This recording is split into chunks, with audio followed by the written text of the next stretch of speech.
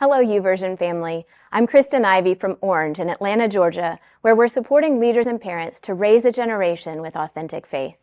And I'm here with the verse of the day.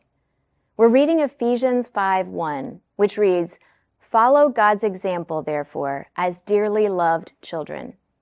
It's easy to know what God's example looks like because we have a record of the life and teachings of Jesus.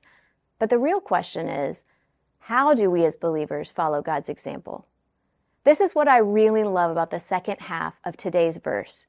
We're able to follow God's example when we live as dearly loved children. Something that fascinates me about children and many young people is that they haven't hardened. They're open to the possibility that they can become stronger, smarter, and braver today than they were yesterday.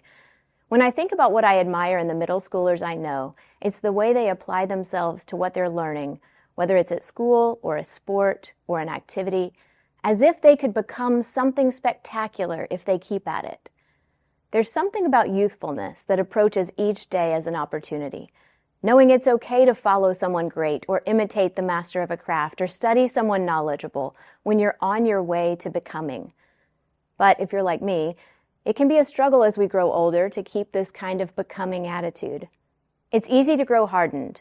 Somehow we convince ourselves that once we're grown, we just are.